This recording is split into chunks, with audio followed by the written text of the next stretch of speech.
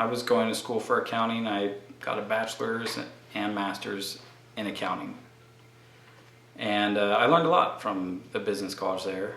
And I wouldn't say it's not a good thing to go to school, especially for business, especially in our culture. So basically, I got hired right out of college. I got a great job with an awesome accounting firm, the fourth largest accounting firm in the world. They made $54 billion in revenue one of the last years I worked for them. I worked for them for about 3 years, and I was gone all the time. I live in Las Cruces. My office was in Albuquerque, my cube, and we had 2 big clients in El Paso. And so I would commute down to El Paso for those clients, but the rest of the year I would commute all over the place. Arizona, northern New Mexico. It was an awesome job. I got amazing raises. I got to meet a lot of great people. I got amazing training. I got promoted. I was getting promotions. I was getting everything you would want out of a great job. The only thing was I was working 60, 70-hour weeks and commuting. On a good week, I was working 60 hours and commuting 10 hours on top of that on a good week. And so since I had just had Sky, baby, our little girl, since we had just had Sky, I wasn't really getting to know her like I had Melody, my other child. And since I wasn't getting to know my kids anymore, I felt like they were just growing up without me. And so my family was growing, but I wasn't ever there. And so I just missed being a part of that. I missed growing with them.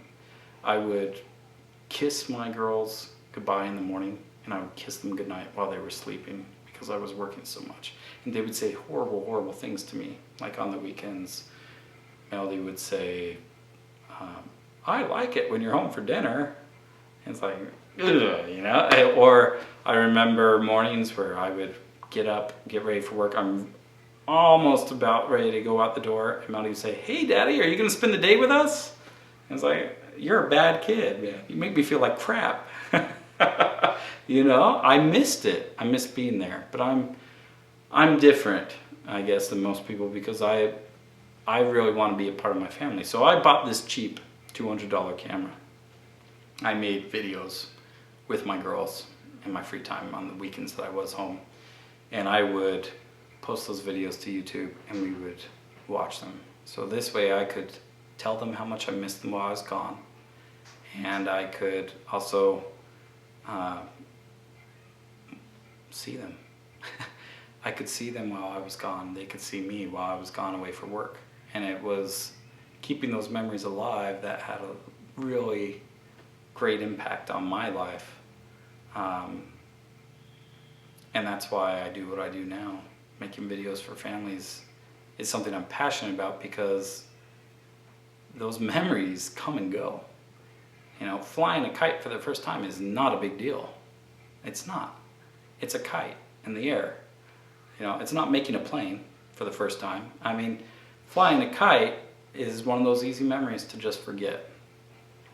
But just setting a camera down and letting it record while we just do our thing is great because we kept that memory alive. We kept the memory of me being too stupid to figure out how to get a kite to fly, you know, because I hooked it on the wrong side of the kite, you know, just really simple little things.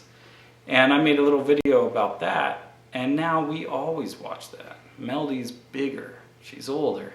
Sky's much bigger, much older. She's not a little baby like she was in that video. But we have that memory of just that one day forever now because it's on YouTube and it's there unless something dramatic happens.